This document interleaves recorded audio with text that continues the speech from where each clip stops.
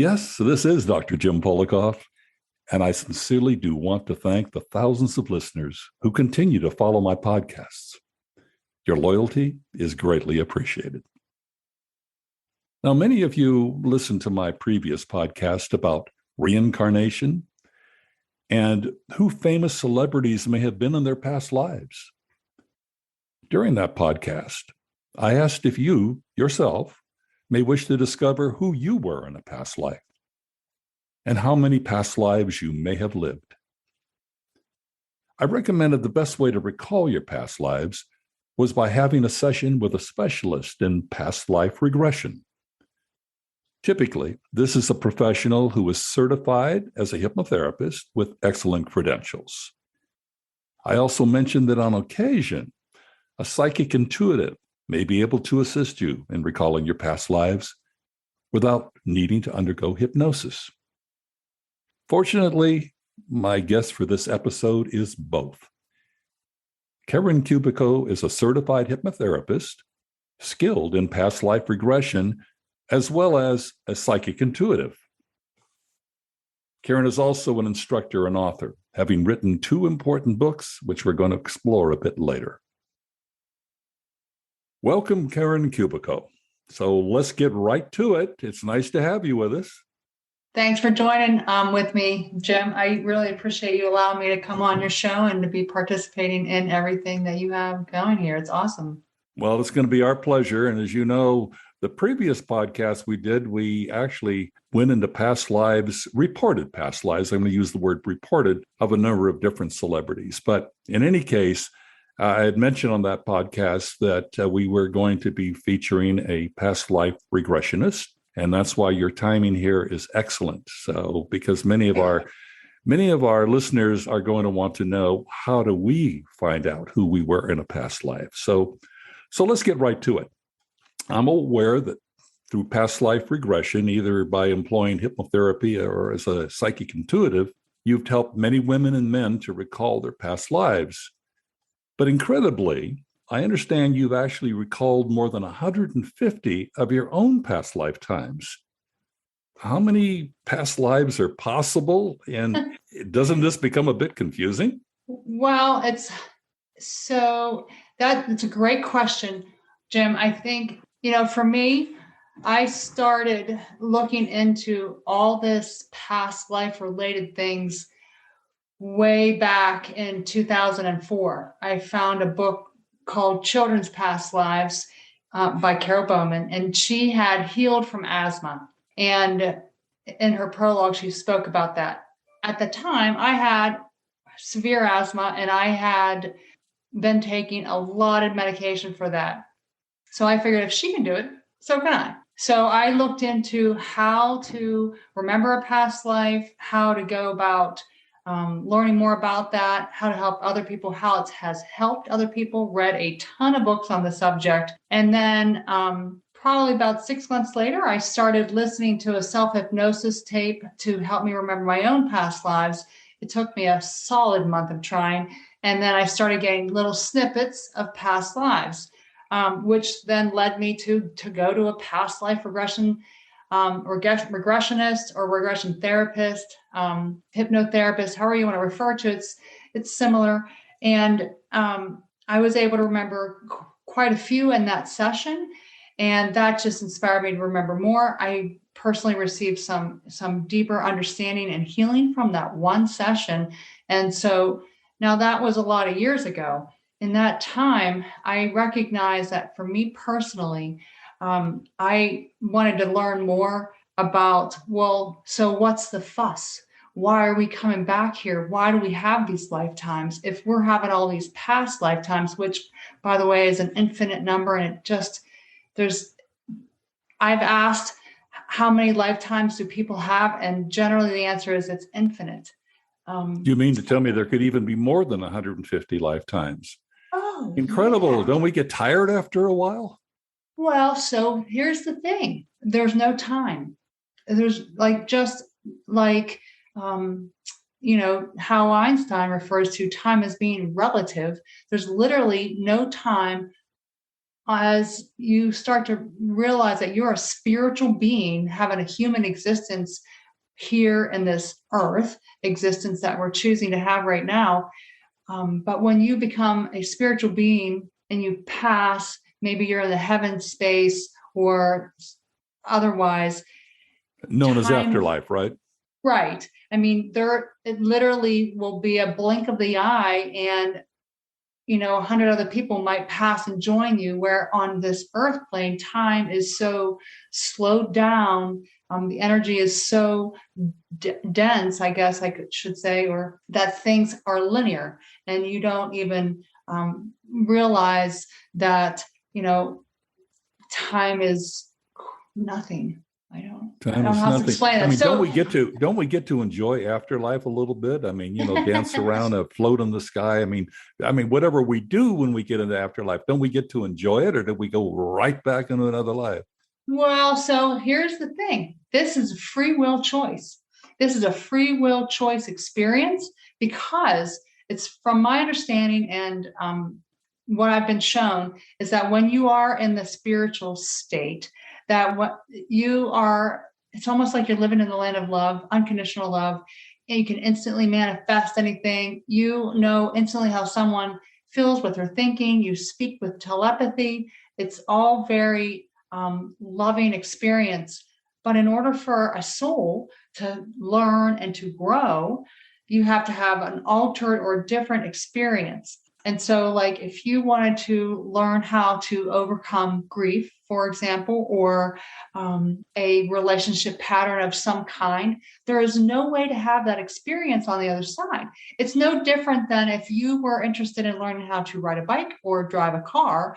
You could read 100 books on the subject, but you don't get it till you get behind the wheel, press the pedal, or start the car and start moving. And then you're like, oh, this is totally not what I expected.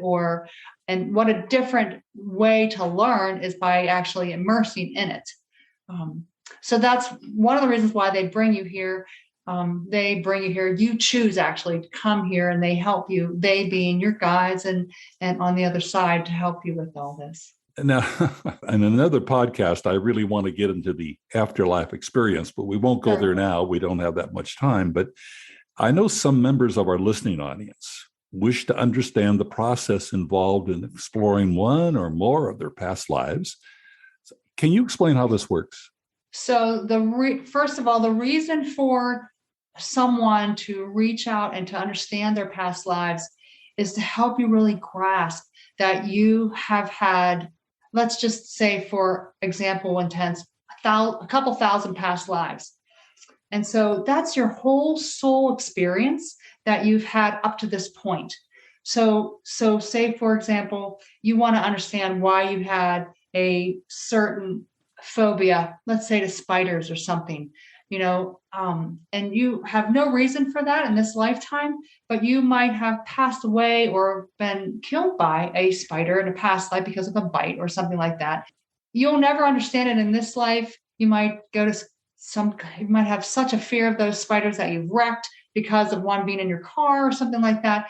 And you're like trying to go to psychotherapy to understand and all that kind of stuff, but you don't get it till you actually have a thing called catharsis, which is a deep healing or an understanding from a different perspective, maybe a more grown-up perspective, or like this lifetime, I see that in that other past life that I had a life where that spider caused my death. So then I now have a fear of spiders, and it's been explained. And so then all of a sudden that fear goes away. Just like that. Just like that. Just because you recognize what happened to get you where you are now.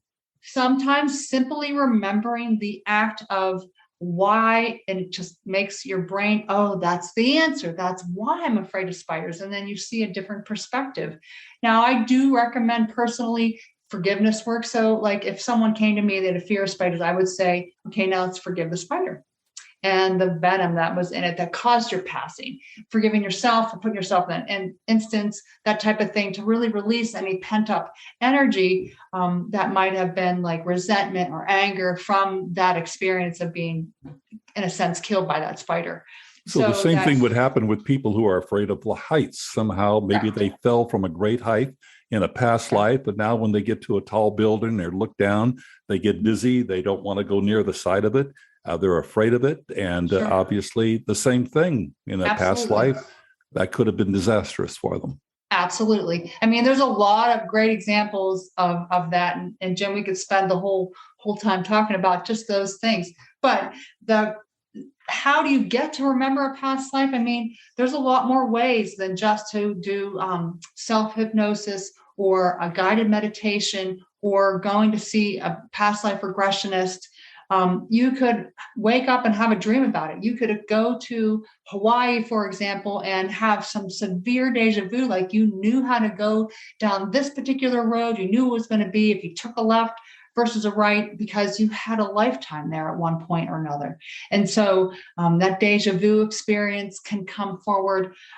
It just is, there's so far reaching the things that you can learn about you yourself, why you like architecture versus why you like painting, why you don't want to go to a certain country, and then why you do want to go to a certain country. I mean, there's just so much. It just explains everything, why you like things, why you hate things. Well, again, that's a good reason. And I assume undergoing hypnosis with a certified hypnotherapist certainly can get you there more easily than if you were to try to do it on your own. You mentioned that it took you over a month to even begin to get glimpses of your past life. So obviously working with a professional is definitely a plus, but you're located in Pennsylvania, a long way to travel for someone who's in California or New York for that matter. So I understand that you can actually perform a past life regression using Zoom or Skype or whatever. Sure. And I mean, I guess I'm mystified by how can a person undergo hypnosis in front of a computer screen? Well, first of all, Jim, all hypnosis is self-hypnosis. It's you allowing yourself to relax into a meditative, your brain waves go into a theta state. So it's focused concentration state. Now, generally, if I am helping someone through the computer, through your phone or something like that, I strongly recommend earbuds and a mouth and maybe a microphone that's near your mouth, because often, probably I'd say 50% of the time when I'm helping someone through past life regression and helping them remember their own past lives, sometimes their voice gets really super low and then I can barely hear them. The video aspect of it's nice and everything, but you know, I'm actually getting like channeled information and seeing and knowing because of the intuitive and psychic abilities that I have, what they're experiencing to help guide them through the process. But at the same time, if someone is in a relaxed meditative state, their eyes are closed, they're laying there, they're not going to be looking at me in the video. So the video is kind of just there for maybe the beginning part to explain and talk about what to expect and to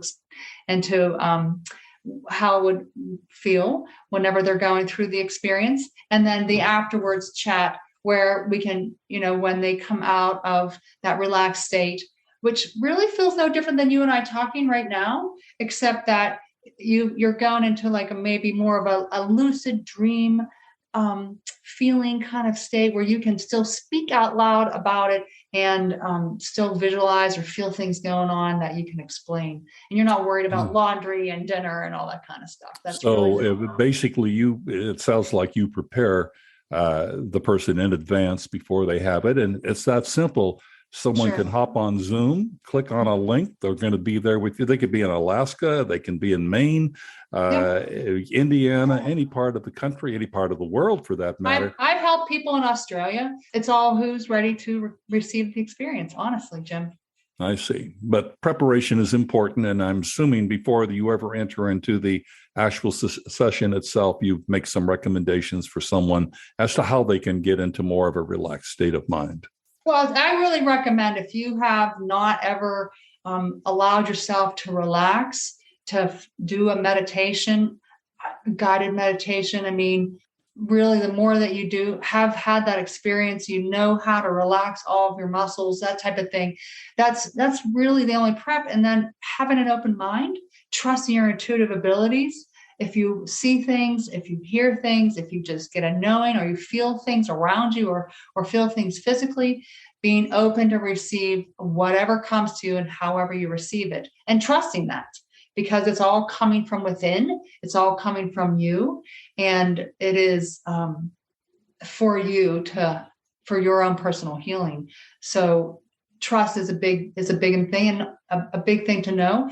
And then really just allowing the information to come. Don't expect this to be, just allow whatever to happen.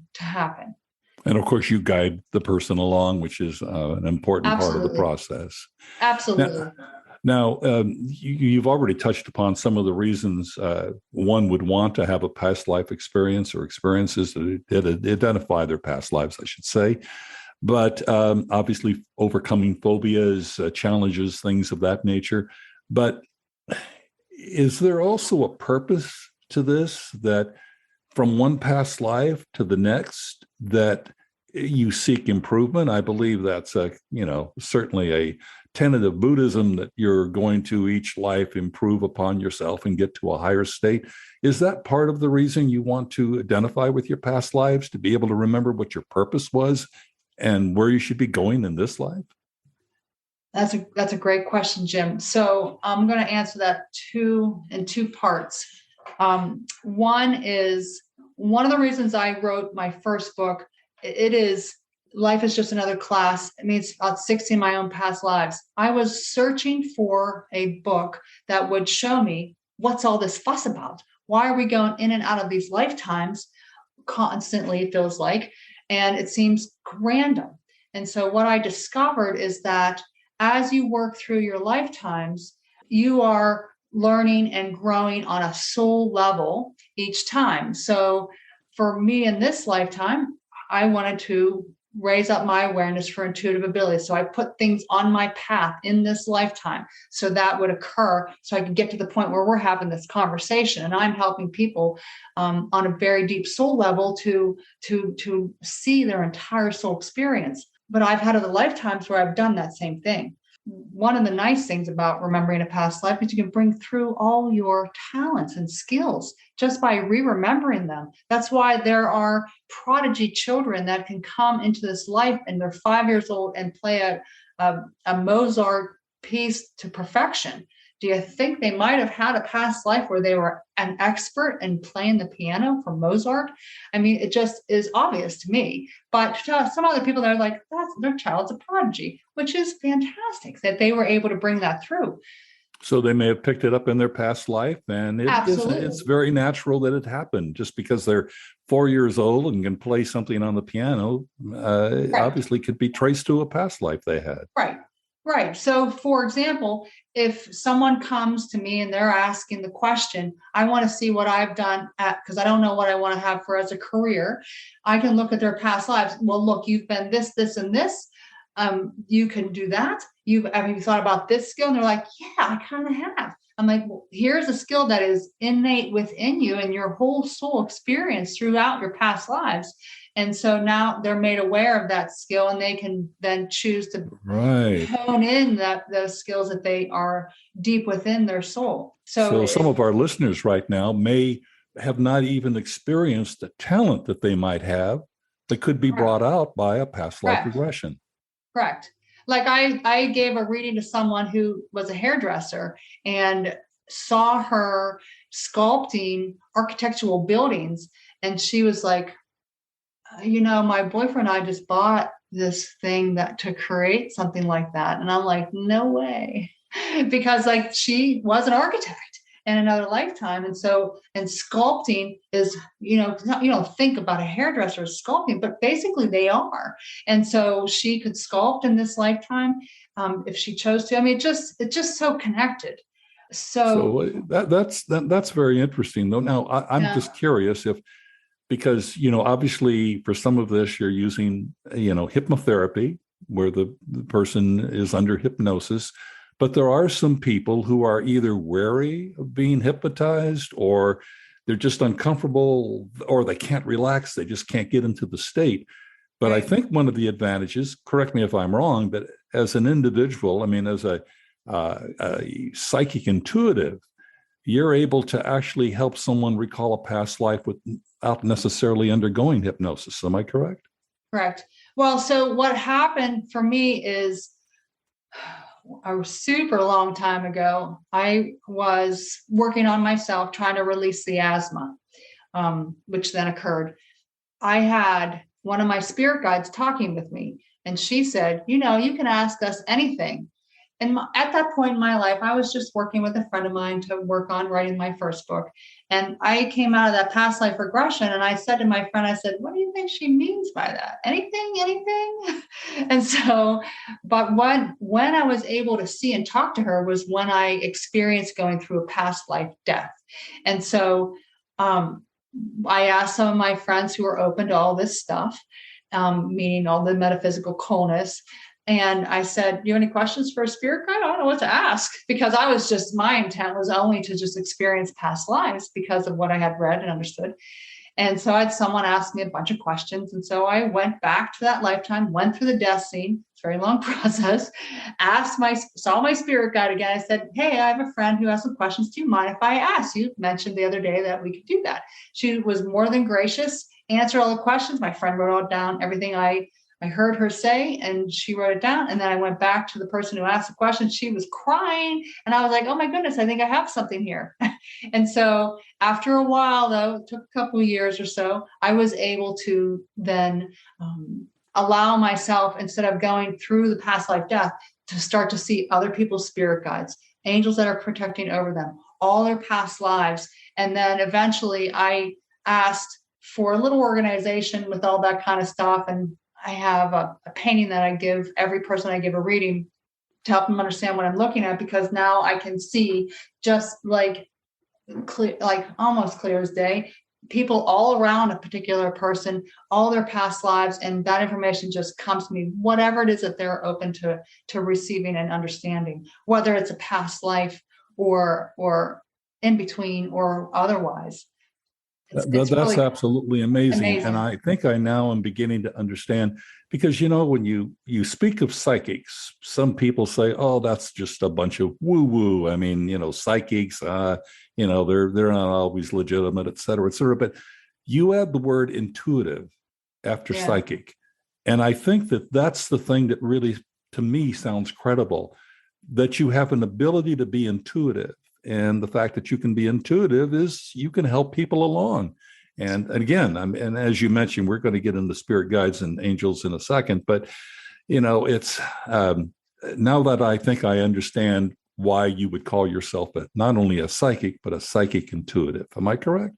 Well, so some people don't understand what it means to be a psychic. And like people often say, well, can you read my palm or tell my future? Well, yeah, I mean, it's your choice, right? It's your free will choice. It's no different if you, I know this is like not a visual thing, but if you look at your arm and you look where your elbow is, and that is your life path, and you've gone up to your wrist, your hand is spread open, you have 5 choices of decisions that you could possibly make. Those are 5 different paths that you could go on. 5 fingers. 5 fingers, 5 paths. And you could go the path of your thumb, if you will, and that would be a completely different path if you chose a left versus a right and went the path of your pinky. I'm just trying to give a visual. It's your free will. You could walk out my door and take a left versus a right, and your life path from that point forward would change, because you made a decision to do something different that might have been along a different path. Not to say what's right or wrong, you're still getting to learn lessons and get to some endpoint. I mean, I personally don't often give future stuff because it changes so much. And if you're talking about another person involved, that's their free will plus your free will, lots of choices going on. But from my perspective, the deepest help that I can provide through someone's past lives, through the information provided to me by their spirit guides and the angels, is to release any pent up traumas, emotions, resentments stored within their energy, to help them. Because what that looks like to me my psychic ability that's the highest is seeing. And so like I can see energy on a person, and like a dark spot would be like a trauma. And so I know I've helped someone when that dark spot turns to a bright luminescent area of light, because you've released that garbage, if you will, and made it a bright, beautiful place to be. And so when you do that, that higher spiritual being aspect of you easily flows throughout your entire physical body, your energetic body, and your entire whole soul experience, which opens up your own personal intuitive abilities, which are all innate within us. It's just a matter of trusting it. Now that sounds to me to be very credible. I'm glad you expressed it in that way. Some people, it's difficult. It was for me for quite a while to actually imagine having a spirit guide or being surrounded by angels. I mean, I always used to think I had an angel around, but until I actually spoke with you one time, I didn't really realize that there's more than one angel. Sometimes we may even have more than one spirit guide. Can you explain why this is real? I guess I'm going to go back to before the year 2000 for me, where I personally grew up Catholic. I had had some trauma things happen to me personally where I was like, yeah, if that happened to me, there's no God. And you could consider me atheist, truly. And then in 2001, I had a near-death experience when my second child was born, and something changed in me in that instance. We both nearly died, and we came out of that fine. And around the time when they were 3 months old, I went to see a psychic. My sister wanted to go, and I was like, sure. And the psychic said to me, hey, you're going to get really religious. And I'm like, yeah, okay. And then he also said, your child has a really strong third eye, which is your intuitive abilities. It's a chakra that's located on your forehead. If I don't help them understand what that's about, they might go not do well in their life. He actually used the word go crazy, but I don't like to say that. And I'm like, oh, in my head, I'm like, we almost just died. That's not happening. So that's what got me into doing all this research. And when I started to experience some of these past lives, I still was like kind of on the fence, what's this all about? And then the day that I saw and met my spirit guides sitting on this beautiful bench somewhere very wonderful, and could feel all the love they had for me. I mean, there was just 3 of them standing there at the time. I was like, oh, this is not the same as Earth. You know what I mean? It was, and they're speaking to me just like you and I are talking. And then later on through my experiences, I actually in a past life, went through the light that people talk about and saw my guides again, could speak with them, and then went to a room where these angels were towering over me, pouring this beautiful, pure, unconditional love. And I'm talking with them. And so that's when I first started getting into all this, and they just slowly introduced me to more angels and to help me understand how to speak to other people's spirit guides. And it's come to now today where I know without a doubt we have a team, because having an earth human experience is hard, because we've chosen it to overcome obstacles, to overcome challenges. Sometimes it's to learn about how to work through grief or to work through an abuse relationship, because you're putting your foot down, you're putting your personal power on, you're learning to love yourself even more. Sometimes you are learning how to love, because maybe in other lifetimes you haven't had that opportunity, and this lifetime filled that need. When you're on the other side as a spiritual being, you're picking out all these things. You've chosen this life. You've chosen where you want to live, people you want to interact with, your body, and all the chaos that comes into your life on purpose so that you can overcome it. It's all how you get to that point. So people, let's use what's going on right now, which is a sad situation, but we're right in the middle of a crisis where people are being, bombarded. Did they actually choose a life where they would come back and have to be fearful of bombs and see their children killed and hospitals terror? I mean, I'm just asking. I mean, did they that life? Oh, that's a tough one to answer, Jim, because we're never really dead. We go through these experiences to help others in this earth experience to know what we don't want to have in our lives. Some people have such trauma from war-related things. It's so saddening. But if collectively we chose to learn to love one another, which has been something that has been said to us for thousands of years by many different religious figures, there wouldn't be war.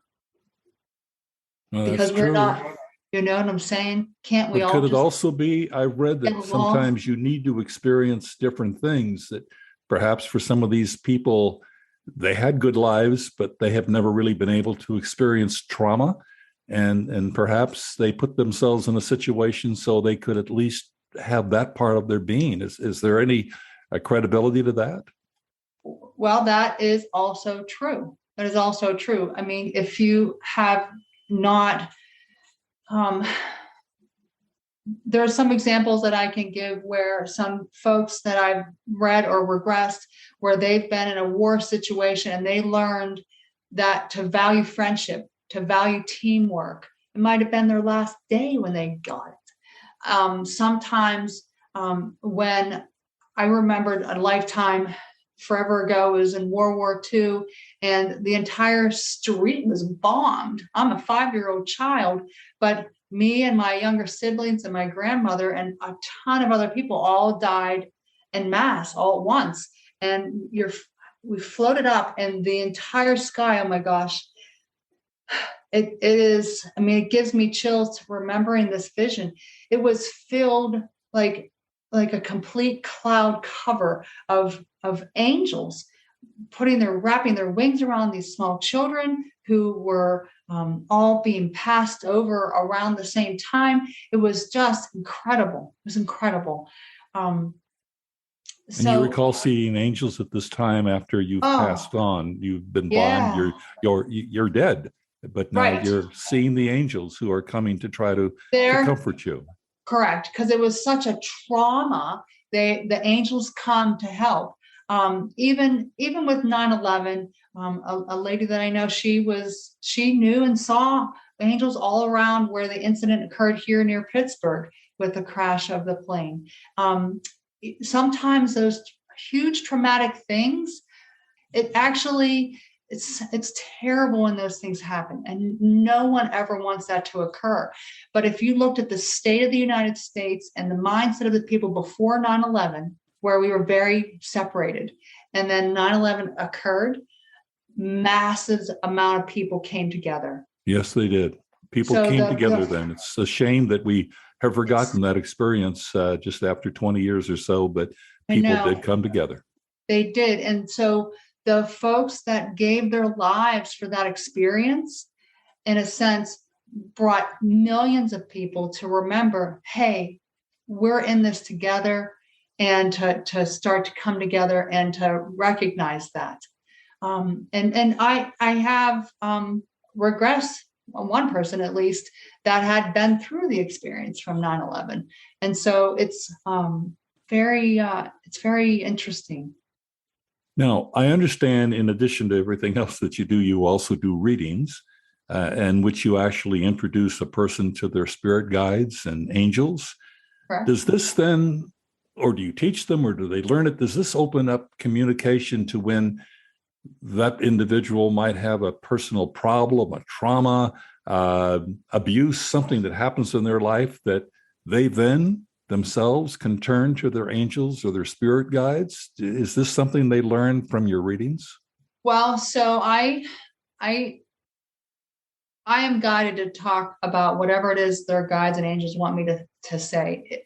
Teaching people how to connect with anyone on the other side is high on the priority list for me.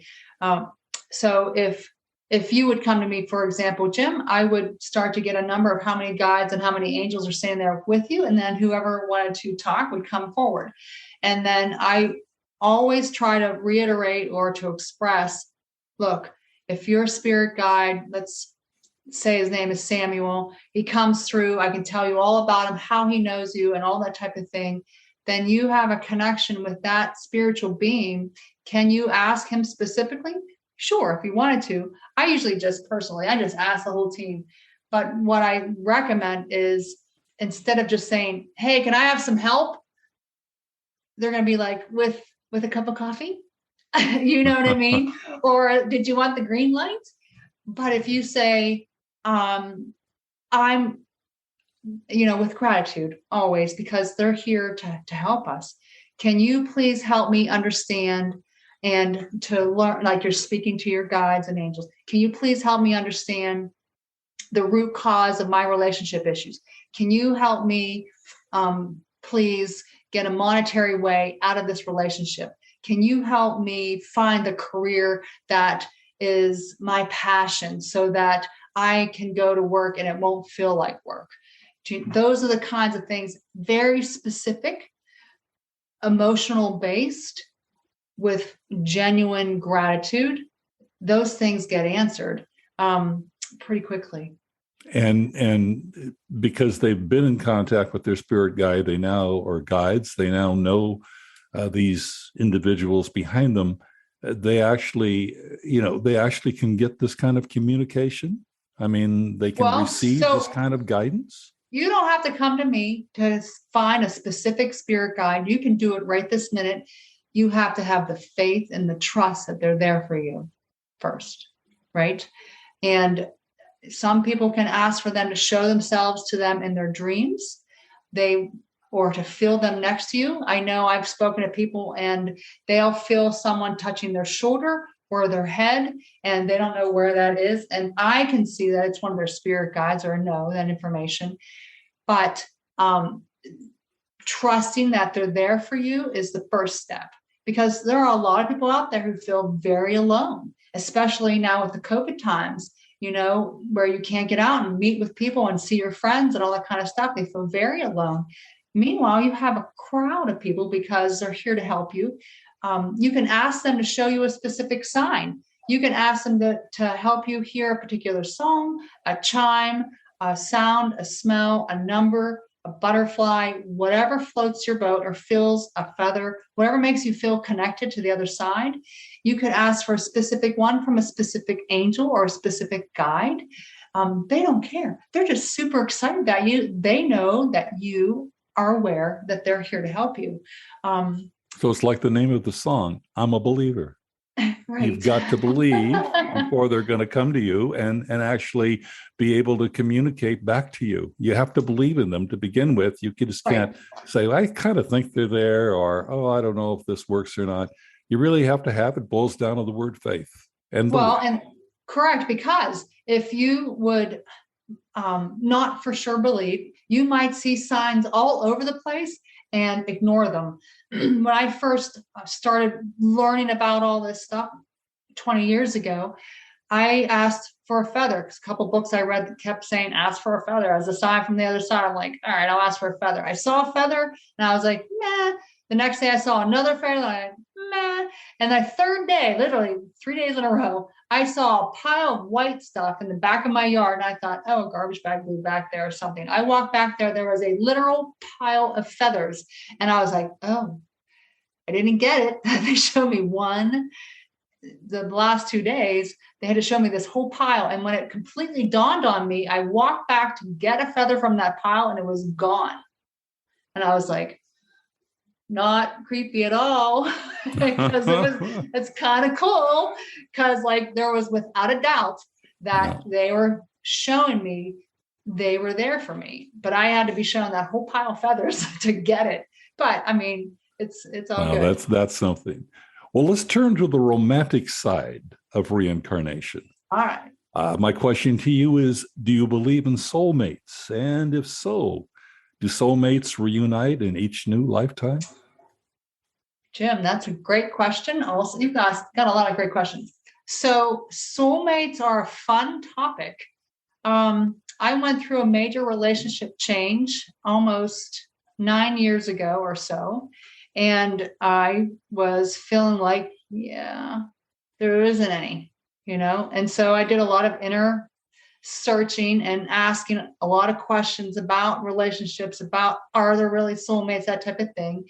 And one day in 2018, I was learning in a class, I guess I already had known how, but like practicing channeling, which is the ability to just allow spiritual beings to talk through you.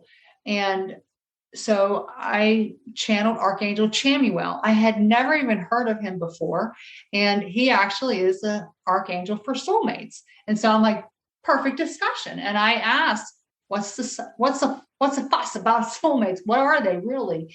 And the way that he explained it to me is that every person that you meet is your soulmate, because in a sense, we're all one, we're all connected. And that's a whole bigger story to discuss, but it's the percentage of connection that you have with another human that makes them a higher percentage connection to have a true love soulmate, which is completely different than Joe Blow walking past on the street, and so Chamuel said, what you're trying to attain is someone that has like an 85 or more percentage of connection to you. Now, that doesn't mean that they are your twin exactly, where they like everything you do and they are like a match in all those kinds of ways, but in different kind of ways. And so I said to him, well, what was up with that terrible date I had on Friday? And Chamuel was like, well, he was 17%. I'm like, well, no, duh, because it was an awful date. But it was a learning experience. And he said it was great to have that so we could have this discussion so you can see the vast contrast. And this is not a match versus this is. Now, I've had since then, for the last 4 months, actually, had someone enter my life who is 89% connection, because I just asked for that percentage of connection. And I'm telling you, we get along fabulously on so many levels in so many ways. It's truly an amazing, amazing connection. So to me, he's my soulmate in this lifetime. Do I want that for every person I meet? Absolutely, because I totally didn't expect that. Took a lot of years to get here and a lot of personal healing, because when you are looking for someone that is your highest match, the first person that you have to love is yourself. You have to heal yourself on a very deep level from all the trauma, maybe some relationship patterns that you were not aware of, and to release all that and to grow that inner confidence that you deserve mutually supportive and loving connections in your life. And that gives that the people who come in your life no other choice but to match your vibration of mutual support and love. And then what I think you're saying is it's not necessarily love at first sight, it's getting to know you. Well, with this particular person I met, it was love at first hug. I'm going to say that. Love at first. All right, that's I'll buy that. From a decent amount of time ago, so it's kind of cool. Well, I don't want, as we're getting into the latter stages of this interview, you've written 2 books. One is that you mentioned just a bit ago, Life is Just Another Class, One Soul's Journey Through the Past Life Regressions. I found it quite fascinating. In fact, in the book, I believe you recount 16 of your past lives. And so tell us about the book and how it influenced your present lifetime. So that's a lot. That's a heavy question. It's loaded. There's so many ways. Well, you have 3 sentences to answer. 3 sentences. Oh, man.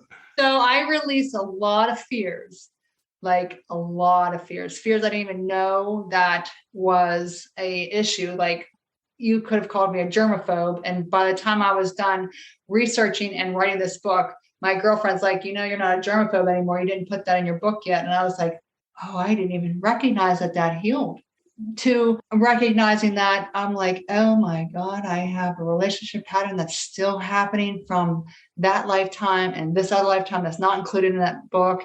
And I'm like, holy crap, what am I doing in this relationship now?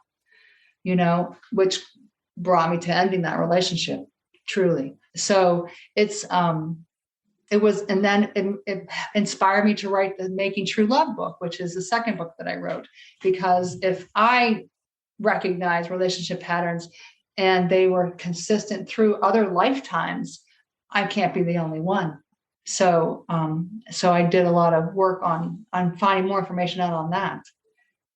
So writing these books actually helped you come in contact with things that you needed to deal with in your life. And Absolutely. it sounds like each book moved you on to a different place. Absolutely. I mean, it's just from one to the next to the next. And, I have a couple more books I'm working on now. And one is to help children to stay awake when they're first born. Children, babies, they can see spirit guides, angels, past ever people without any effort. They have full use of their intuitive abilities, can know and remember their past lives until we tell them otherwise, that they can't. And our listeners can find these books on KarenKubicko.com, which we'll repeat in a few minutes. And also on our website, you definitely can find it, bodymindsoulpodcast.net. We'll have the information. You can find it in both places. These are fabulous, fascinating books. You can get them on Amazon. But anyway, it's become clear that Karen Kubicko is a healer. Your life is committed to helping others, correct? That's true. Absolutely. And as a result, I know you offer other courses and events. Do you have anything coming up we should know about? Well, I just taught a class yesterday, Jim, on helping people understand the basics on past life regression, how it can help them, and opening their intuitive abilities through a group guided meditation that I did. I have those classes. I have a couple more scheduled this year. I can be found at local fairs for mind, body, spirit fairs here in and around the Pittsburgh, Pennsylvania area. I do offer things online if people wanted to schedule something with me, readings, past life regression, one-on-ones all the time. And that's what's coming soon in my future. Well, again, I want to remind our audience, I mean, I think I get the feeling what we've explored in this episode is almost like the tip of a magnificent iceberg. There's still so much more we can cover, which obviously we're running out of time now, but let's make sure that our listeners can get to your website. It's KarenKubicko.com, and I want to spell your last name, Kubicko, correct? Correct. Right. So go to KarenKubicko.com, or again, come to our website. All of this information, I mean, our listeners are used to coming to our website to find other things. So definitely you can find all the information you need about Karen, how to get in touch with her. And again, ours is bodymindsoulpodcast.net. Of course, we're going to repeat that several times before this episode is over, but there you're going to be able to find all about her services, her books, her happenings, all these good, wonderful things. And I think you're going to want to know more about Karen. We've just, again, hit the tip of the iceberg here today. So it's been wonderful and enlightening. It's such an experience to have you as my guest, Karen. And I want to thank you so much. Thanks, Jim. I really appreciate you taking the time to spend with me today. I appreciate you. All right. Well, we appreciate you too.